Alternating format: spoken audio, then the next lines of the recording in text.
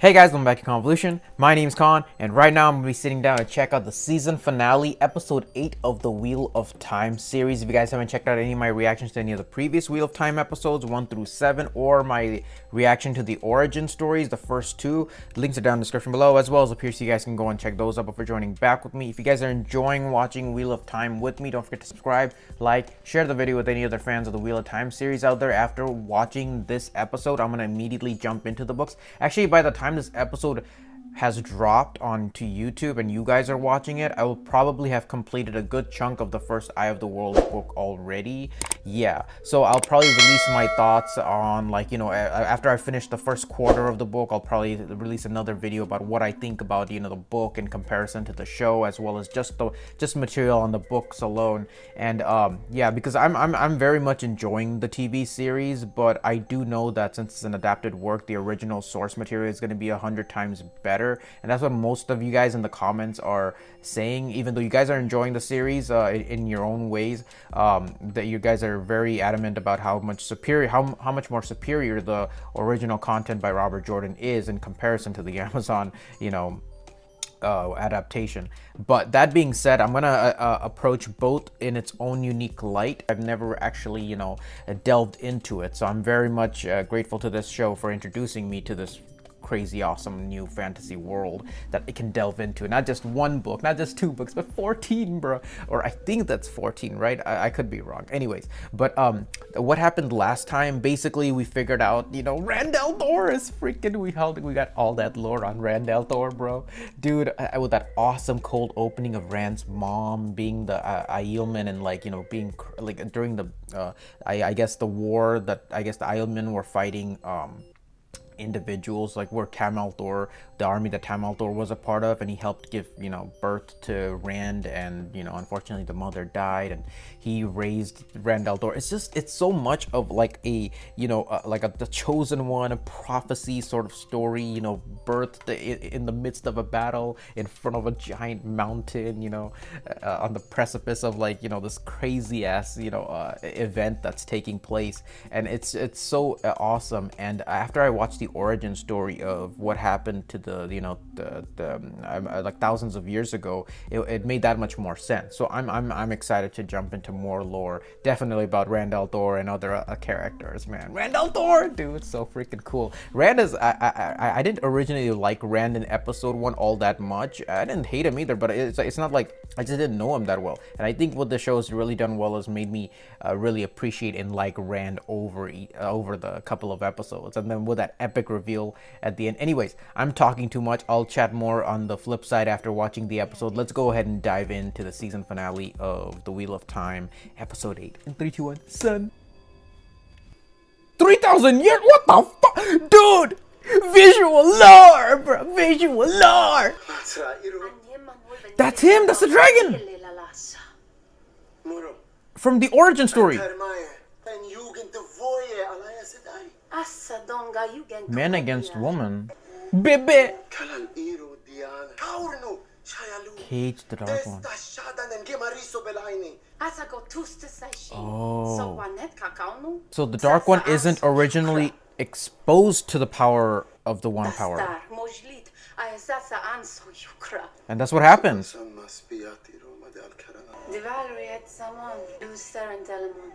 Lose there and Telemon. Aman Senai. Tamerlin? I thought it was Amerlin. Oh, cute baby! So cute! Oh, wait. Doesn't he end up killing his whole fuck? That's so sad. The baby, not the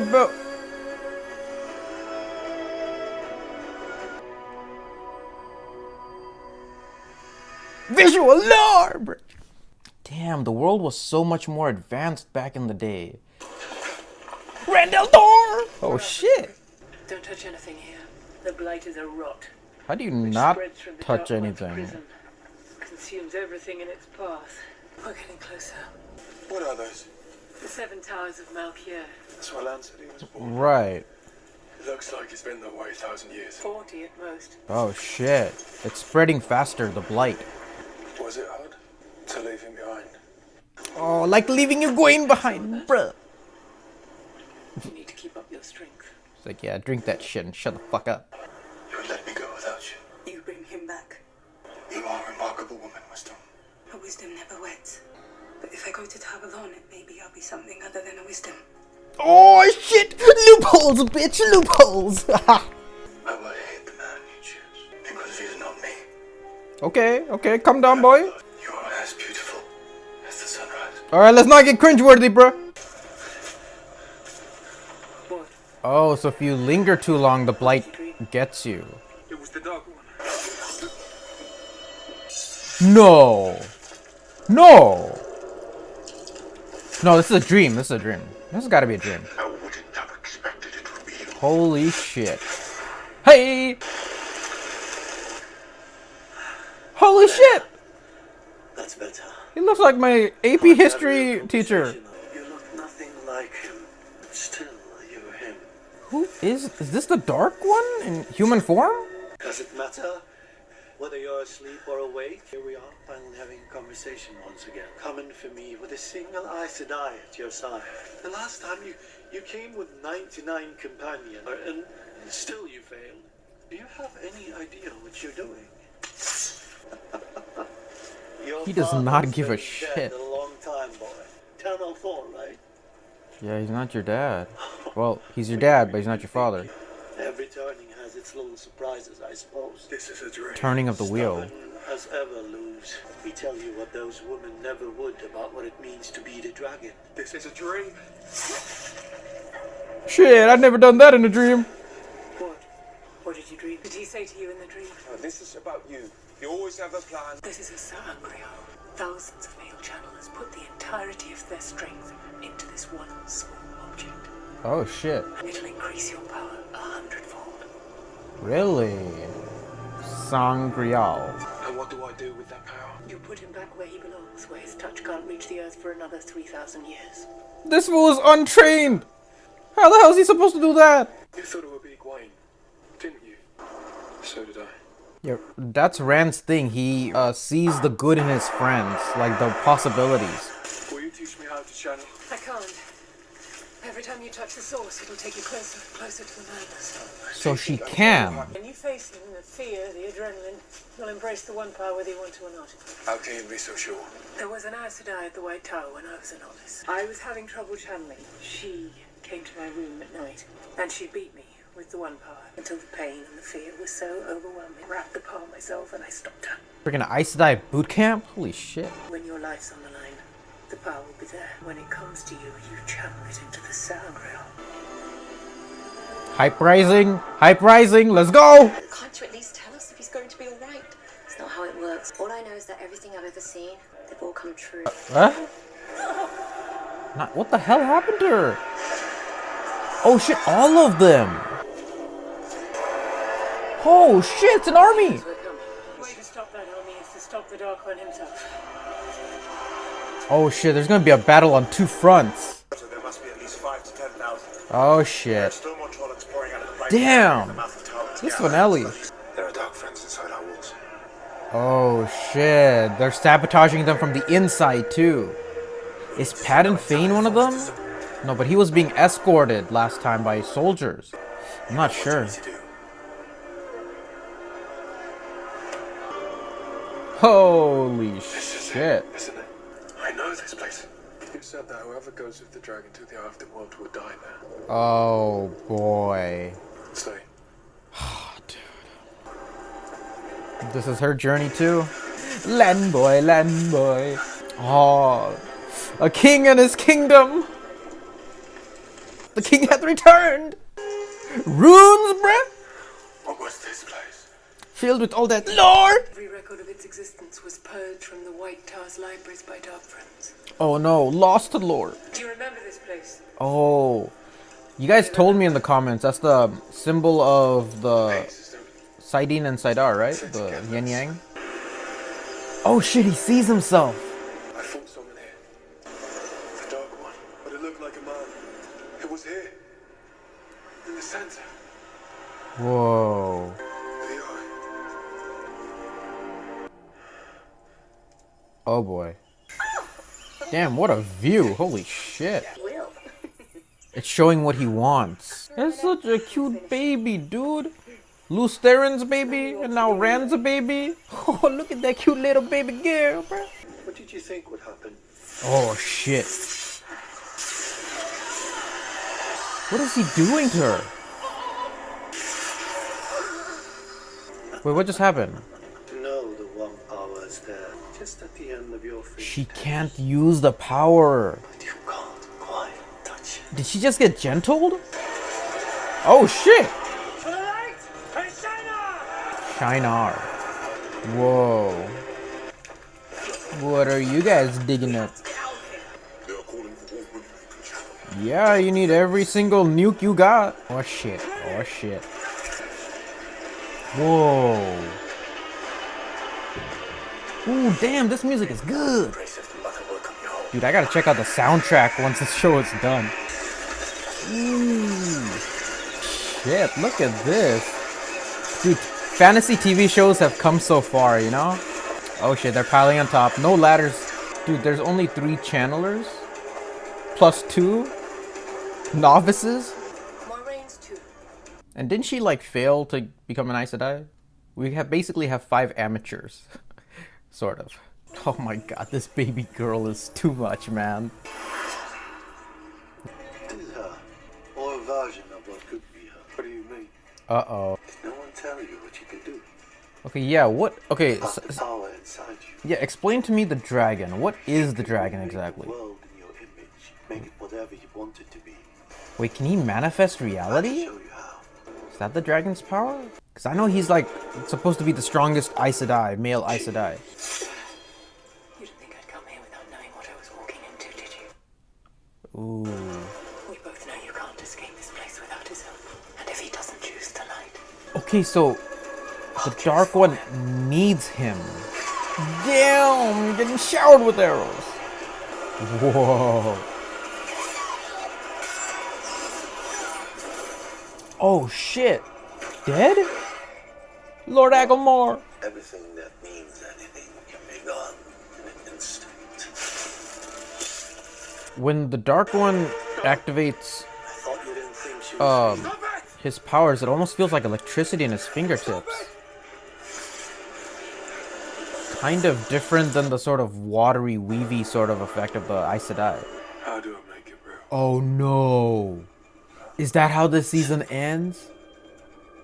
more simple than you could imagine. Oh, that would be nuts, dude. That was so nuts. Another breaking of the world? Dark friends. Yeah! Freaking fades. Oh, shit! This ain't your ordinary peddler, bruh. Damn. And you guys told me he's been showing up in other episodes, too. What is it? The horn of bloody Valir, lad. All the Patton's greatest heroes to stand at our side. Say what now? It's for the dragon. Without it, they wouldn't stand a chance.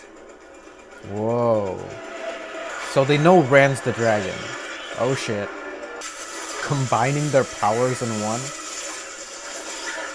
Whoa, you see Nynaeve's weave is much, much stronger. It's much brighter than the others. It's like, give me your energy! Spirit bomb time! Yeah, the CGI for the Trollocs looks much better at nighttime. Empty yourself of everything. I love this back and forth. So it's very cool. Oh shit. But it's white. It's not tainted. Let the power flow through you like you know. Light flow through you. Don't fight it. Oh shit, the moment he stops fighting it, the darkness comes in. He's channeling. You don't even know what he's channeling to do. Shit. This is pretty tense. Chains or to strengthen them. I need more mana. Let's go.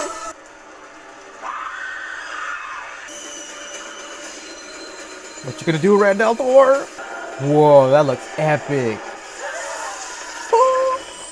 Oh, another indignation judgment. Whoa, it's a freaking lightning shockwave.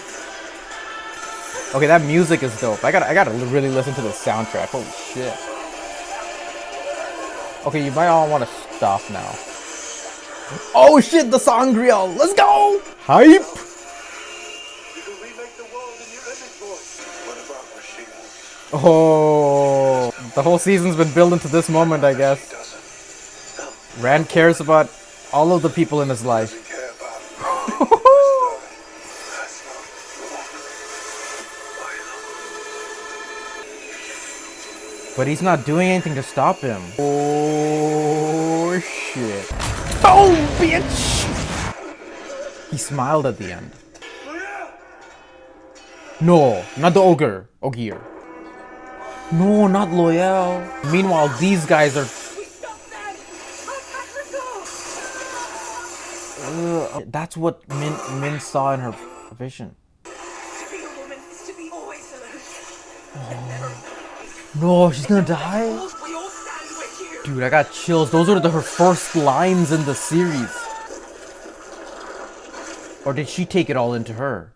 I'm so confused. It looked like she took it all into her to spare Nynaeve? No, or is Nynaeve really dead? Holy shit. Why? You're Taviran. All 5 of you, focal points for the wheel. I felt it. The madness. Brandeldor! They say about man who can channel, that eventually they go so mad they kill everyone they've ever loved. Shit. It is. Tell them I died here. Oh, in Min's vision, he doesn't come back. Make it back. Where will you go? Goodbye. Alright. Run may be the dragon. They All know. 5 of you have a part to play. Taviran, right? Taviran. Where's Rand? Not even to Lan. A mastermind. I can't touch the source. Wow.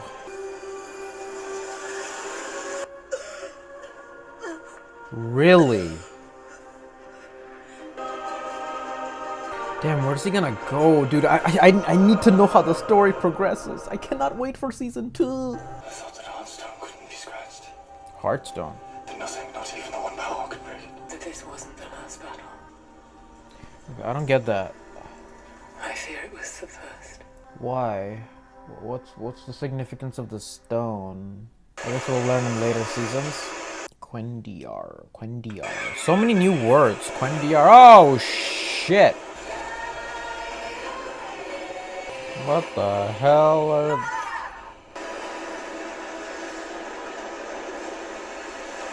Is that like another country coming to invade it with a freaking tsunami? Girl, get out of the way.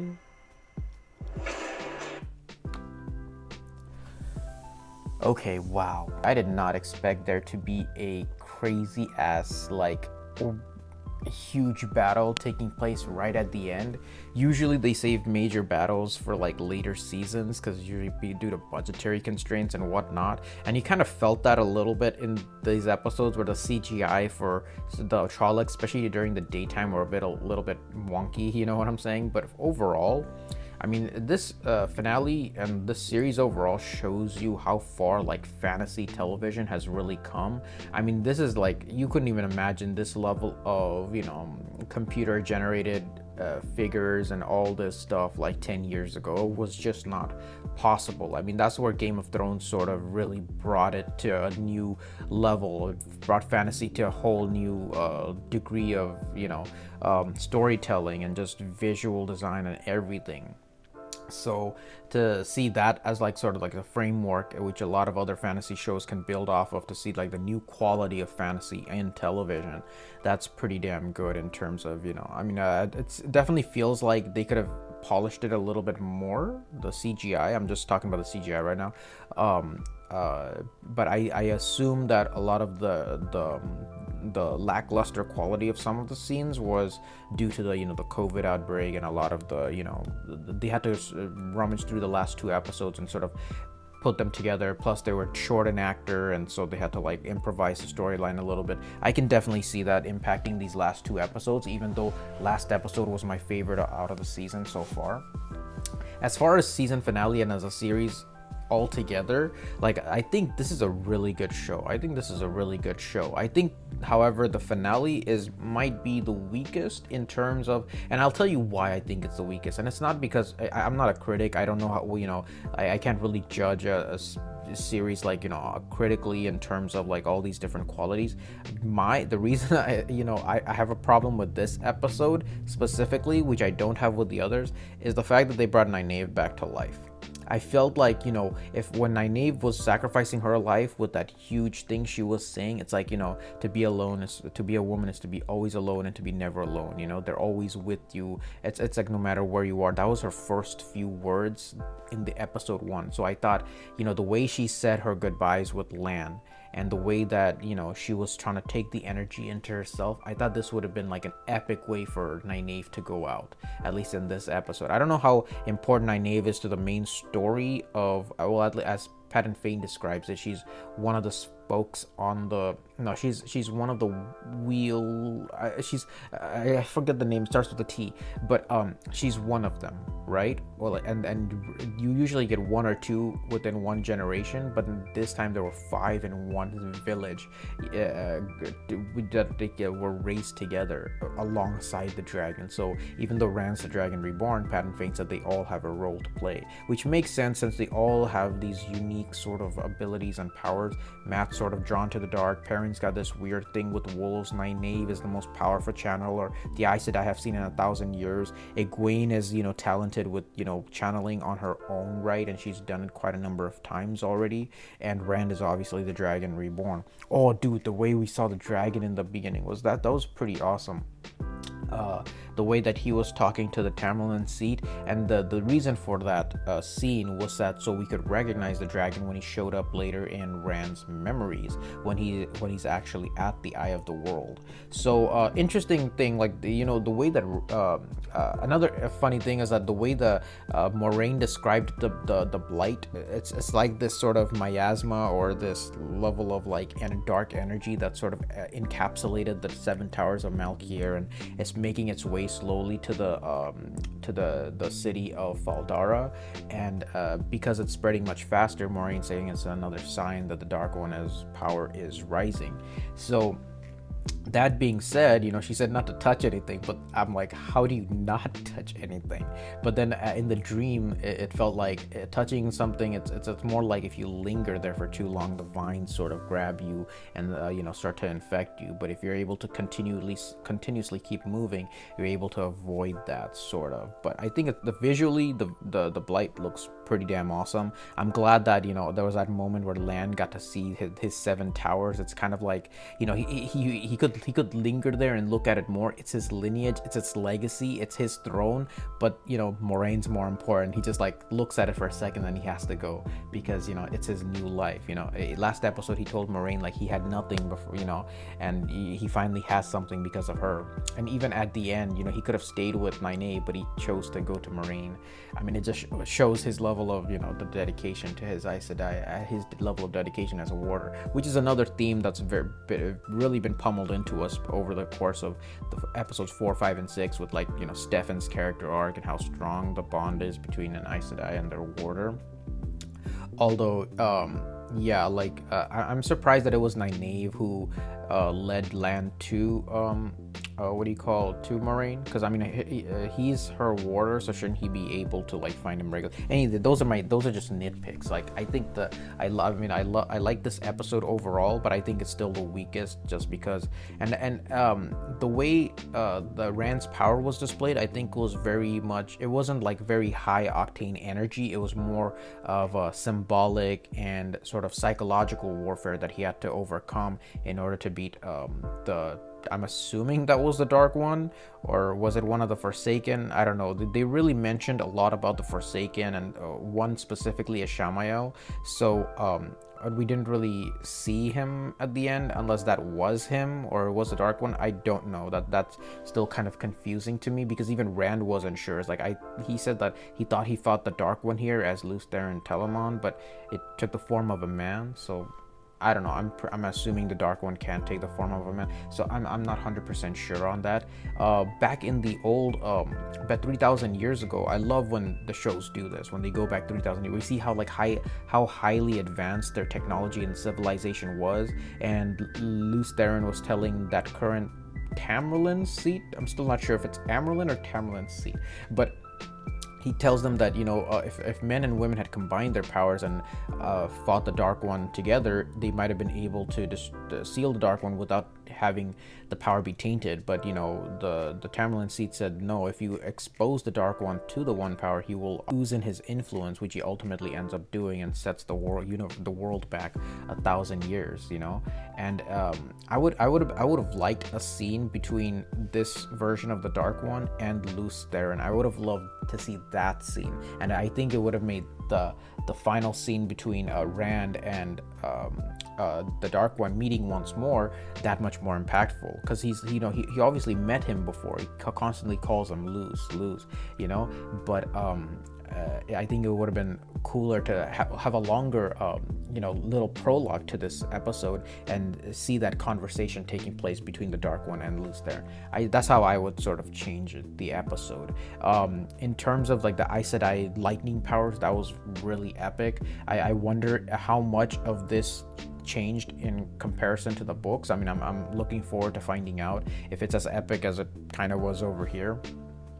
But yeah, the only thing negative, in addition to some of the negative things I mentioned, Perrin really didn't have much to do this episode. Like, I thought at the end, like even against Padden Fane, he would be able to summon like his wolves and stuff like before, but that really didn't end up happening. I guess that was more of like an exposition dropping moment where Padden Fane grabs this thing called the Horn of Valor, and I don't really understand. He said, one of the soldiers said that if you blow the horn, well, if the dragon blows the horn, it's supposed to summon the heroes of ancient past or something like that.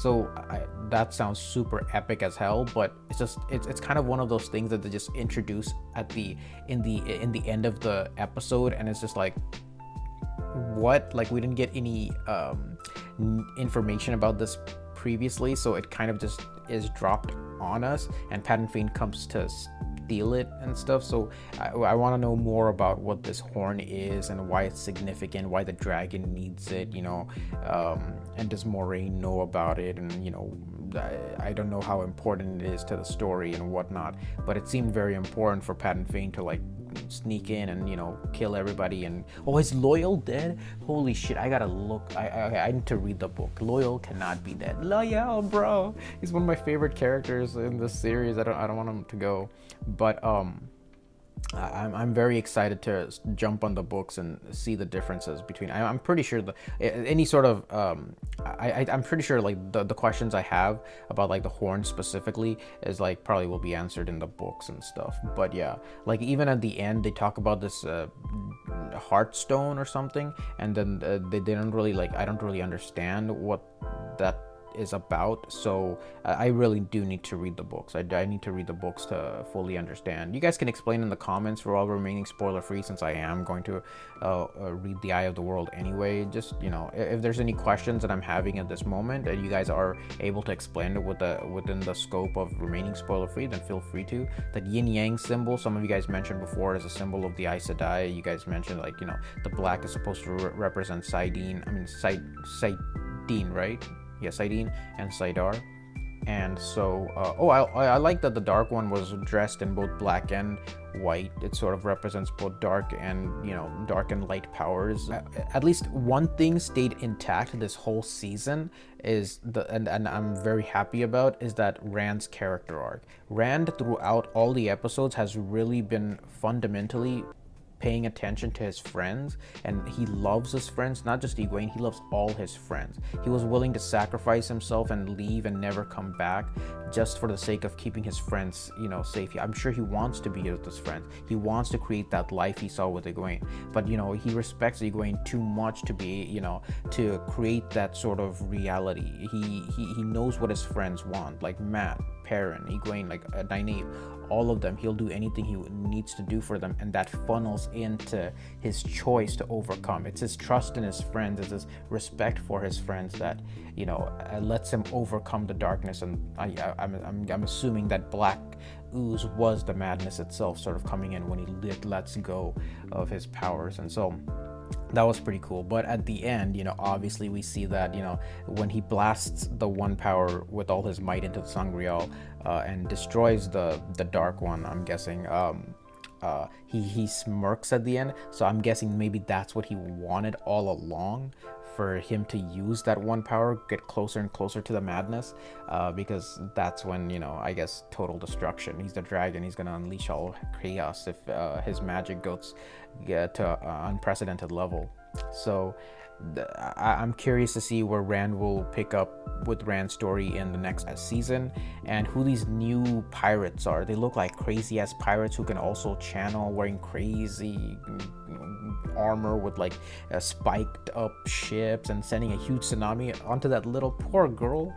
Oh, dude, obviously it feels like an invasion taking place. Like the events of this episode like sets off a chain reaction of other stuff taking place throughout the world. Maybe, I don't know, but this episode was awesome. What did you guys think? Leave your comments down below, share your thoughts while remaining spoiler free. I'll probably release after I've completed like a quarter of my Eye of the World journey. I'll probably upload another video, unless I just really am into the first book and I wrap it up like over the course of a few days. That has happened before if I really get into a book, so I might just finish it up and maybe do a whole review and compare the book and the show. So stick around. I'm definitely going to be uploading much more Wheel of Time content going forward, leading up to season 2's release.